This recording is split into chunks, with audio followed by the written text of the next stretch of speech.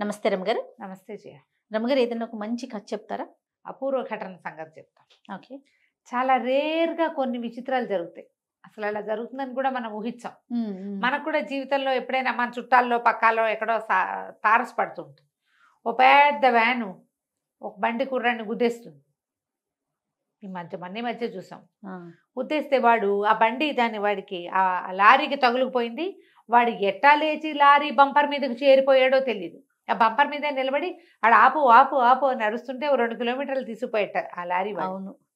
వాడికి ఏమవలా, వాడు బతికిపోయాడు. అపూర్వ ఘటనలు కదా, ఎక్కడా జరగనివి. ఓ బండి ఎవరినో పెద్ద బండి గుద్దేస్తుంది. ఒక లారీ వాడిని గుద్దేస్తుంది.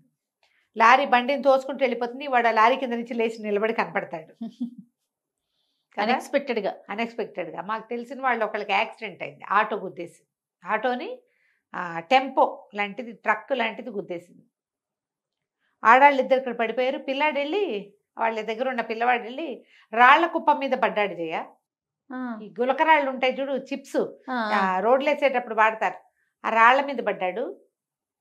ఏమీ అవలే జయ వాడికి. అస్సలు ఎంత వింతగా చెప్పుకుంటే వాళ్ళము ఎన్నాళ్ళు. ఆ తల్లి మేనత్త ఇద్దరు ఇతలు పడిపోయారు. తల్లి స్పృహ తప్పిపోయింది. మేనత్తకి ఏదో మోచేతులు అవి కొట్టుకుపోయినాయి. ఆటో దొర్లిపోయింది. ఇందులో నుంచి ఎగిరెళ్ళి ఆ చిప్స్ మీద పడ్డ పిల్లాడికి మాత్రం ఏమీ అవల. వాడికి ఇట్లా క్యాప్ లాంటిది ఒకటి పెట్టారు. ఒక క్యాప్ టవల్స్ వచ్చేది. ఆ టవల్తో సహా ఎగిరాడు. మరి టవల్ కాపాడిందో ఏం కాపాడిందో వాడికి ఏం అవ్వలేదు. గీత కూడా పడలా. సూపర్. బేరమని ఏడిచాడు. ఎవరో ఎత్తుకున్నారు. కాలు చేయి విరిగిపోయి ఉంటున్నారు. విరగలేదు, ఎక్కడ గీసుకోలేదు. ఎట్టా పడ్డాడో ఎట్టా బతికేసాడో వాడు. రేర్గా జరుగుతాయి. అవును. కొన్ని చందమామ కథలు అట్లాంటి విచిత్ర గాథలు ఉన్నాయి. పూర్వమట అది ఏదో దేశంలో ఒక సంపన్న గృహస్థుండేవాడు. భార్య అంటే పలి పంచ ప్రాణాలట. చాలా ప్రేమగా ఉండేవాడు. ఒక 5-6 సంతానం, ఒక 25-30 మంది పనివాళ్ళు, పెద్ద మేడ, పెద్ద వ్యాపారం, గందరగోళంగా బోల్డని ఉండేది. అయితే ఒక 38-39 సంవత్సరాలు వచ్చాక భార్య ఒకనాడు పెద్ద కేక పెట్టి గిలగిలా తనుకుని కాళ్ళు చేతులు కొట్టుకుని బిర్ర బిగిసిపోయి అయిపోయింది. విచిత్రమైన జబ్బు. ఒళ్ళు చల్లబడిపోయింది, శ్వాస ఆగిపోయింది. మొహంలో ప్రేతకళ రాల, మొహం కళగానే ఉంది, కానీ మనిషి ఇట్లా బిగిసిపోయింది, అయిపోయింది. దాంతో అందరూ వలవల ఏడ్చారు. పిల్లలు అందరూ దగ్గరే ఉన్నారు. ఆవిడని సమాధి చేశారు. అయితే ఈయన ఏం చేశాడు, ఆవిడ నగలన్నీ తీసేశారు, కానీ ఒక రవ్వల ఉంగరం ఆవిడ వేలికి పెట్టేట. అవన్నీ నగలు తీసేస్తే కాదని పెట్టాడు. పెడితే చుట్టాలు పక్కాలు అందరూ అన్నట్టు, ఎందుకు రవ్వల ఉంగరం పెడతావంటే, నేను నా భార్యకి కాదు భార్యతో ఉండడానికి పెట్టాను, అది ఆమెదే, ఆమె జీవించున్నా మరణించున్నా సరే ఆ ఉంగరం ఇంకా నేను ఎవరికి పెట్టాను. ఓకే అని చెప్పేసి మంచి ధగధగలాడే వజ్రాల ఉంగరాన్ని ఆమె డెడ్ బాడీకి తొడిగాడు, భౌతిక దేహానికి.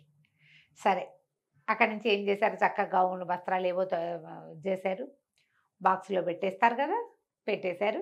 సమాధిలో దింపుతుండగా ఈ పైనున్న బల్ల కొంచెం జరిగి ఆ దింపడానికి సహాయం చేసే ఒకడి కంట ఈవిడ ఉంగరం పడింది. మామూలుగా నగలు నాణ్యాలు ఉంచరు కదా, తీస్తారు కదా. చూసేసరి కల్లా వాడికి ఆశ పుట్టింది. ఉంగరం కనపడింది. బల్ల పైనున్న మూత సరి చేసేసి శవాన్ని లోపల దింపేసి శవపేటకి దాని పైన చేసి, తర్వాత ఏదో సమాధి కట్టాలి, కొంచెం మట్టి పోసారు. తర్వాత దాని మీద ఏదో కడతామనుకున్నారు. ఆ గొయ్యి అంత పెద్ద గొయ్యి ఏం కాదు, ఒక మాదిరి గొయ్యి.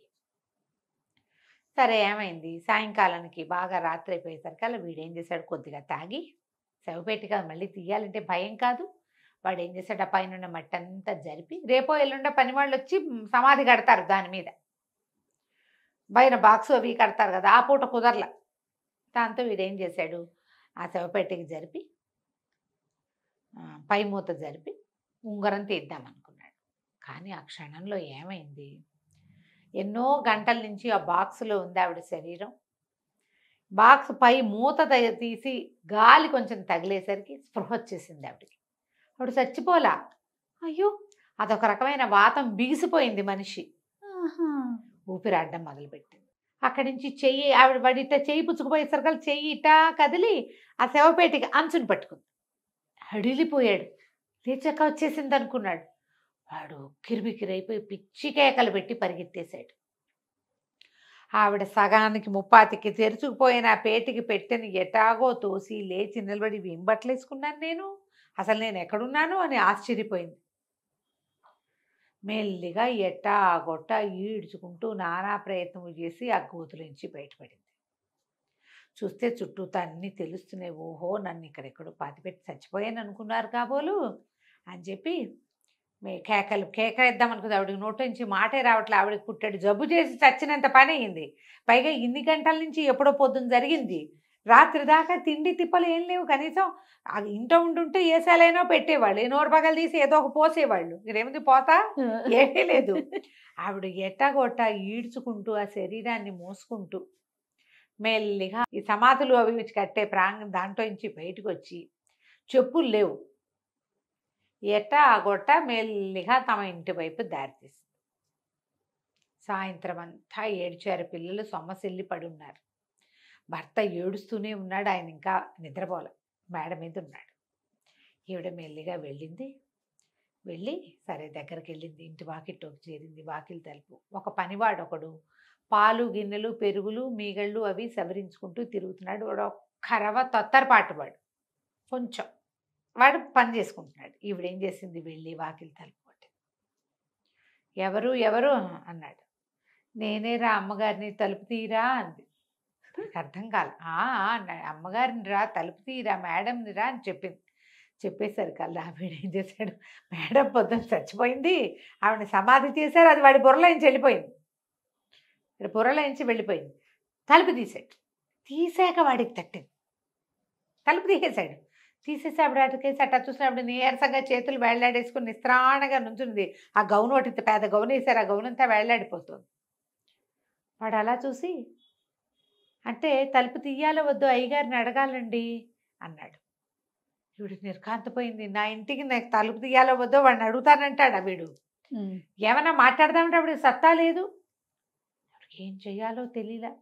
అయ్యో, ఈ నా చావుకు వచ్చిందే నా చావు, ఇప్పుడు నా ఇంట్లోకి నేను వెళ్ళాలన్నా పర్మిషన్ కావాలి, ఏం చేస్తుండ్రా దేవుడా అని ఆవిడ నీరసంగా చూస్తుండు. కానీ వాడు చటుక్కుని తలపేసేసాడు.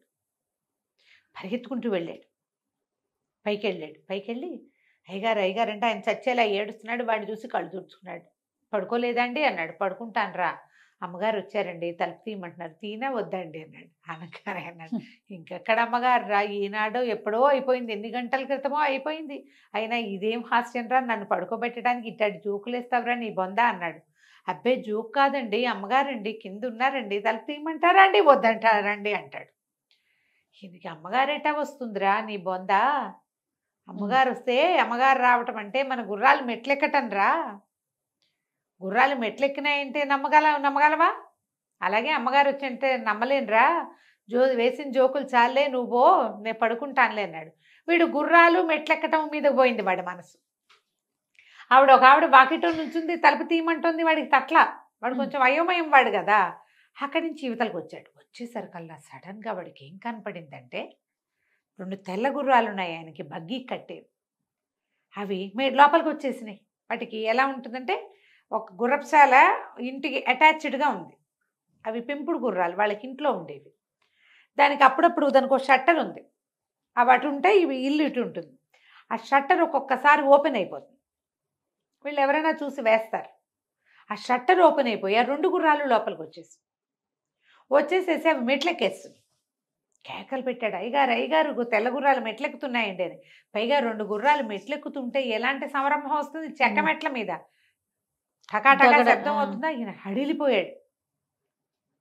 తను ఇప్పుడే ఏం చెప్పాడు, అమ్మగారు రావటం అంటే మన గుర్రాలు మెట్లెక్కటం లాంటిది అన్నాడు. గుర్రాలు మెట్లెక్కుతున్నాయంటే వచ్చిందేమో అనిపించింది. అక్కడి నుంచి గుర్రాలు హాయ్ హాయ్ అని తోలేడు. అవి 2 మళ్ళీ వెనక్కి తిరిగి పరిగెత్తేసినాయి స్టేల్లోకి. ఎక్కడ ఉంటాయి కదా ఒక స్టాల్ లాంటిది కట్టి పెడతారు కదా గుర్రపుశాల, అందులోకి పరిగెత్తి. ఈయన పరిగెత్తుకుంటూ వెళ్ళాడు. ఆ పనివాడిని తోసుకుంటూ వెళ్ళాడు. వాడు కూడా పరిగెత్తాడు ఆయనతో పాటు. తలుపు తీశాడు. అక్కడ ఎవ్వరూ లేరు, ఎవరు కనపడలే ఆయనకి. అటు ఇటు చూశాడు. పనివాడు ఇక్కడే ఉన్నారండి అనబోయాడు. అప్పుడు ఈయనకి సన్నగా ఏడుస్తున్న శబ్దం వినపడింది. ఆవిడకి నేడవడానికి కూడా సత్తలేదు, నేల మీద పడిపోయింది ఆవిడ. ఆ చీకట్లో వాళ్ళు, పైగా రాత్రి 11-12 గంటలు అయిపోయింది. దీపం లేదు దివ్వలేదు. పరిగెత్తుకొచ్చేసాడు అంతే. దీపం తేరా దీపం తేరా అని అడిగితే ఈయన వెనకాలే పరిగెత్తుకొచ్చాడు. పనివాడు ఊరికే వచ్చాడు. వాడు మళ్ళీ లోపలికి వెళ్ళి దీపం పుచ్చుకొచ్చేసరికల్లా ఏముంది, పెద్ద చచ్చిపోయిన వాళ్ళకి వేసే తెల్ల గౌన్లో ఆ నేల మీద పడింది. ఆ దీపం చూసేసరికల్లా జీవించింది ఈవిడ. పెద్ద పెద్ద కేకలు పెట్టాడు. పెట్టేసరికల్లా ఇంటిల్లి పాది లేచి వచ్చారు. ఆవిడ నేటాకొట్ట లేవ తీసుకుని లోపల తీసుకొచ్చారు. ఆవిడ బతికే ఉండటం ఏమిటి, నడిచి రావటం ఏంటి, పట్టుకుంటే నాడి. ఆవిడ శ్వాస అవసరం, కళ్ళలోంచి నీళ్ళు వస్తున్నాయి, చిన్నగా వెక్కిళ్ళు పెడుతోంది ఆవిడ. అక్కడి నుంచి గబగబా కాసిన పాలు అవి కాచిపోసారు, బ్రెడ్ ఏదో తినిపించారు. ఒకటి పరిగెత్తుకుంటూ గుర్రం వేసుకుని రాత్రిపూటే పోయి వైద్యుని నీడ్చుకొచ్చాడు. రకరకాల మందులు గిందులు పోసారు. తెల్లవారేసరికి మామూలు అయిపోయి, ముందు రోజు పొద్దున ఆవిడ శవయాత్రలో పాల్గొన్న వాళ్ళంతా మర్నాడు ఆవిడ పరామర్శ యాత్రకు వచ్చారు, పువ్వులు అవి పుచ్చుకుని. చాలా రేర్గా ఇలా జరుగుతాయి. అవును. చాలా రేర్గా. ఒక ఇంగ్లీష్ కథ నాకు గుర్తుండి కథ అంతా మర్చిపోయాను కానీ ఒక అతన్ని ఇట్లా పాతేస్తారు, బతుకున్న వాడిని. ఏదో విషప్రయోగం జరుగుతుంది, చనిపోయాడు అనుకుంటారు. అక్కడే ఉండి ఉండి ఉండి తలంతా తెల్లబడిపోతుంది అతనికి, టెన్షన్కి. అతను తిరిగి వచ్చేసరికల్లా అతని భార్య ఎవరితోటో కనపడుతుంది. ఎందుకు బతికొచ్చానా అనుకుంటాడు. ఈ కథ చదివితే నాకు ఆ కథ గుర్తొచ్చింది. కథ ఎక్కడుందో వెతకాలి. మాలతీ చంద్రు గారు తెలుగులో చేసిన నావెల్, ఇంగ్లీష్ స్టోరీ అని గుర్తుంది నాకు. అతనికి షాక్కి తల తెల్లబడిపోతుంది అప్పటికప్పుడు. ఆ తెల్ల తలతో అతన్ని గుర్తించారు వాళ్ళు ఎవరు. అంతకుముందు అతను యువకుడు. తెల్లటి తల ఉంటే ఎట్లా గుర్తుపడతారు? ఇప్పట్లాగా రంగులు వేసుకునే కాలం కాదు కదా. ఆ కథ ఒకటి జ్ఞాపకం వచ్చింది. చూడు ఎంత అపూర్వ ఘటన, ఎప్పుడు ఎక్కడా జరగండి. పాతి పెట్టిన వాళ్ళు మళ్ళీ బ్రతికి రావడం సాధారణంగా జరగదు. ఆవిడ చూడు ఇల్లు వెతుక్కుంటూ కూడా మళ్ళీ వచ్చేసింది కథ కంచికి మన ఇంటికి. బాగుందండి. నమస్తే గారు. సుమన్ టీవీలో మీ పర్సనల్ అండ్ బిజినెస్ ప్రమోషన్స్ కోసం కింది నెంబర్కి కాంటాక్ట్ చేయండి.